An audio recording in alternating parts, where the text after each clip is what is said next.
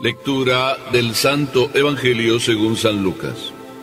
En aquel tiempo, cuando Jesús terminó de hablar a la gente, entró en Cafarnaúm. Había allí un oficial romano que tenía enfermo y a punto de morir a un criado muy querido. Cuando le dijeron que Jesús estaba en la ciudad, le envió a algunos de los ancianos de los judíos para rogarle que viniera a curar a su criado. Ellos, al acercarse a Jesús, le rogaban encarecidamente diciendo: merece que le concedas ese favor, pues quiere a nuestro pueblo y hasta nos ha construido una sinagoga. Jesús se puso en marcha con ellos. Cuando ya estaba cerca de la casa, el oficial romano envió unos amigos a decirle: Señor, no te molestes, porque yo no soy digno de que tú entres en mi casa. Por eso ni siquiera me atreví a ir personalmente a verte. Basta con que digas una sola palabra y mi criado quedará sano. Porque yo, aunque soy un subalterno, tengo soldados bajo mis órdenes y le digo a uno: ve, y va; a otro: ven, y viene; y a mi criado: haz esto, y lo hace.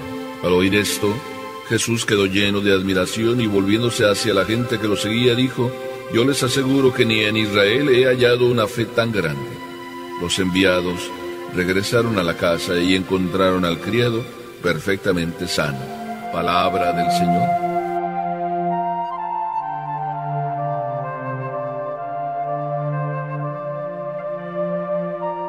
El centurión que tumbó a Jesús.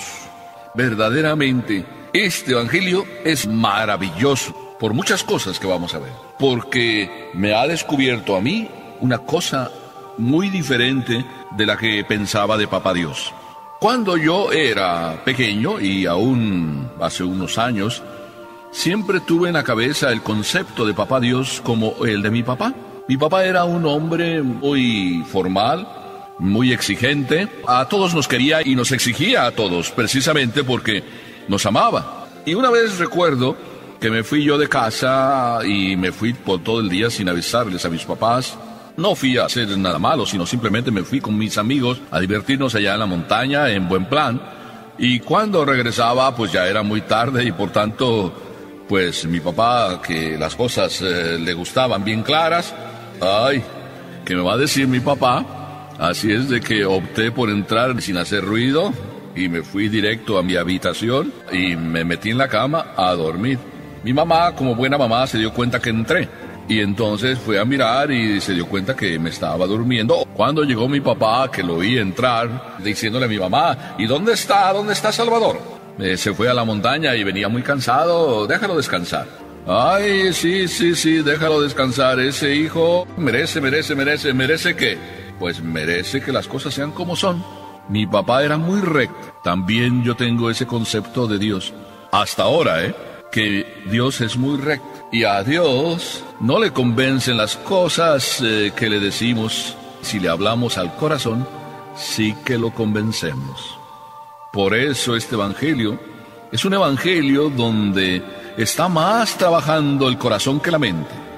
Y por eso, porque está trabajando más el corazón que la mente, el centurión logra convencer a Jesús y lo tumba.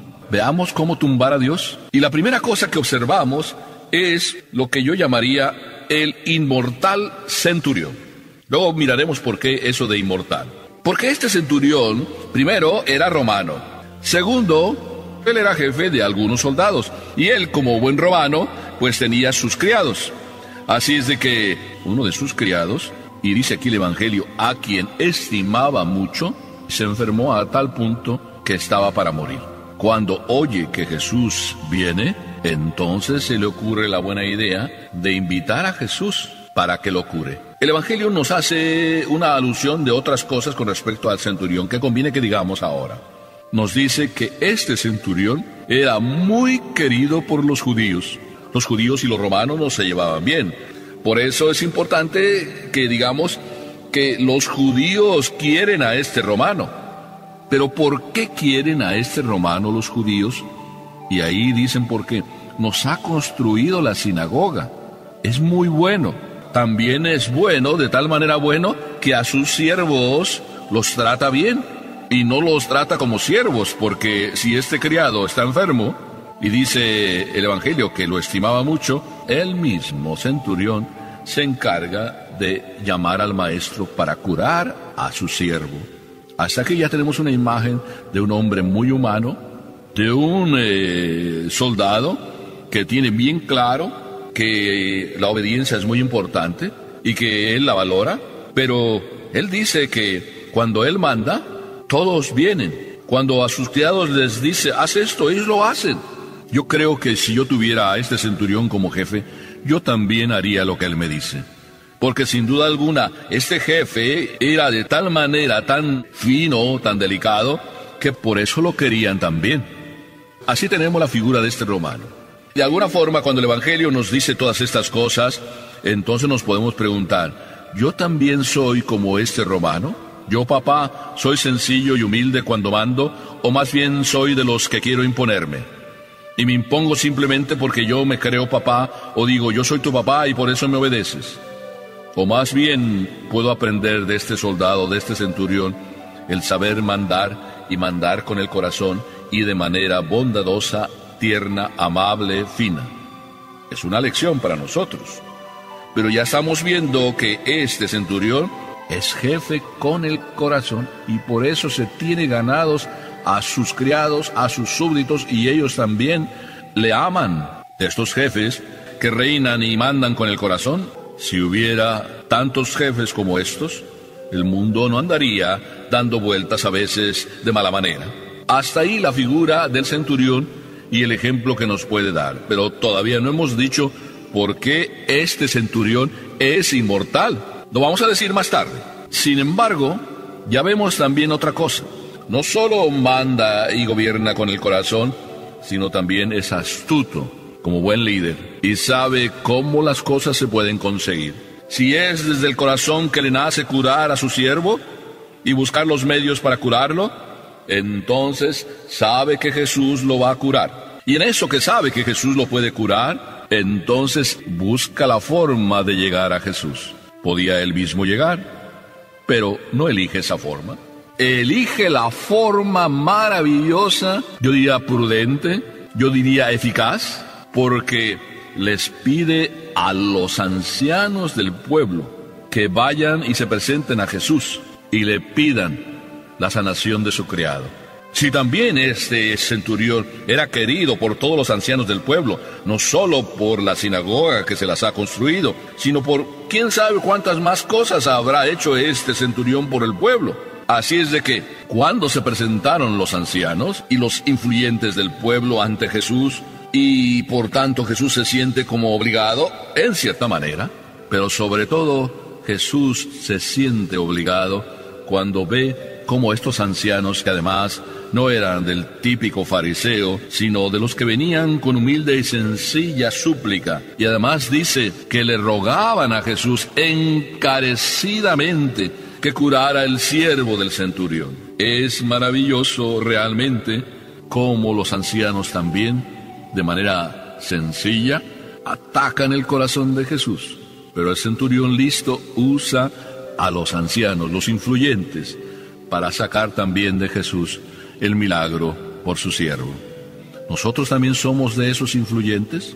¿Somos de los que vamos confiadamente pidiéndole a María que intervenga ante Jesús?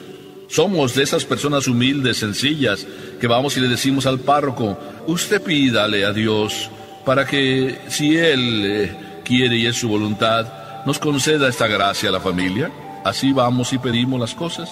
O más bien somos de los que usamos a veces las personas influyentes y decimos, tú pídele, tú que estás ahí de enchufado, y además pues dile que nos conceda ese milagro, dile a Papá Dios que nos conceda ese milagro, después de todo lo que hemos ayudado. Así no fueron estos influyentes reclamando a Jesús que el milagro se les concediera.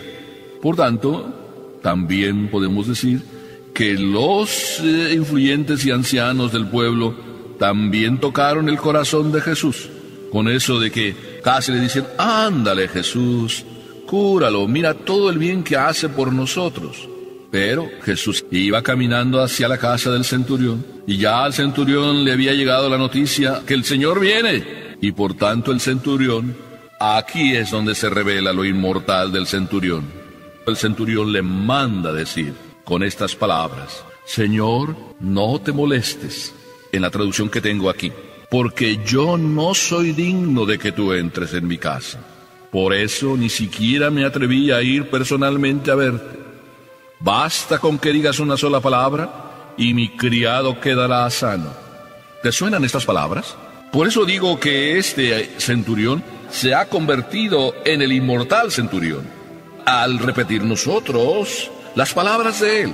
Todos los días cuando venimos a misa, antes de recibir la comunión, decimos estas palabras: este es el Cordero de Dios que quita el pecado del mundo, dichosos los invitados a la cena del Señor. Y entonces todos repetimos: Señor, yo no soy digno de que entres en mi casa, pero una sola palabra bastará y mi alma sanará. La frase humilde y sencilla de este centurión, que ha quedado inmortalizada en cada una de las misas, es la actitud más grande de este centurión, por la cual rompió, derritió el corazón de Jesús, derritió el corazón de Papá Dios. Si a veces las cosas Papá Dios quizá no nos las concede, porque no sabemos pedirlas o porque no las merecemos, pero aún sin merecerlas, Dios siempre nos da, porque nunca merecemos lo que pedimos, pero en la forma, derritiendo el corazón de Papá Dios, conseguimos las cosas que necesitamos. Por eso Jesús llega a decir, admirado, y volviéndose a la gente, no solo se admiró él, sino quiso decirle a la gente que se admiraran de este gran corazón de este centurión. Y Jesús dice, ni siquiera en Israel he hallado una fe tan grande. La fe es necesaria para conseguir los milagros que Dios nos puede dar y que necesitamos o le pedimos a Dios. No esa fe de decir que sabes que Dios te lo puede dar, sino esa fe sencilla y humilde del que dice, Señor, no soy digno, pero como eres tú tan bueno, y aunque no lo merezco, no soy digno de que vengas a mi casa y que seas tú el que me sanes, pero di una palabra, y de verdad creo que mi alma sanará. ¿Cuántas veces necesitamos sanar en la vida? Pero ¿cuántas veces pedimos a Dios las cosas solo con la mente? Y quizá con la memoria, porque las volvemos a repetir como petición, pero fríamente. Pero no ponemos el corazón. Y a Dios no le basta con que le digas, Señor, Señor, sino basta con que le hables desde el corazón. Y tú sabes, querido hijo mío, cuando se habla desde el corazón. Porque cuando tú le dices a Papá Dios, Señor, sáname, necesito que me sanes, llevo mucho tiempo. Pero cuando tú le dices, Señor, yo sé que no lo merezco, pero si quieres sanarme, lo necesito, Señor. Es muy diferente hablar de una forma o de otra. Por eso, ¿quieres derretir el corazón de Jesús? Y que si estás enfermo, te cures. Derrite el corazón de Jesús. Y el camino es bien sencillo. Ya lo hemos visto en este evangelio. No solo es tratar a las personas y vivir desde el corazón todas mis realidades, como las vivía este centurión, que se compadecía de las necesidades del pueblo y las atendía. Y después, cuando él tuvo necesidad, también se aprovechó de las autoridades para pedir, pero pedir con humildad. Y cuando luego él tuvo necesidad de presentarse, siguió siendo el humilde, el sencillo, que no merece, pero lo necesita, que muchas cosas puede haber hecho por los demás, pero que no las pone como reclamo para que luego entonces el Señor le responda y el Señor le dé. ¿Cuántas cosas se cruzan por la mente y por la tuya también? Y una sola te digo para que te quedes con ella en el corazón. Si tu corazón tiene necesidad, es desde el mismo corazón que le tienes que hablar a Papá Dios. Y con corazón lleno de humildad y de sencillez, de Dios arranques lo que quieres. A Dios le duele el corazón. Es su punto débil. También es el tuyo el punto débil. Así es de que desde dos puntos débiles, dos corazones, el tuyo y el de Dios, se logran los milagros. Si hoy escuchas esto, ponlo en práctica y verás qué bueno es Dios. Amén.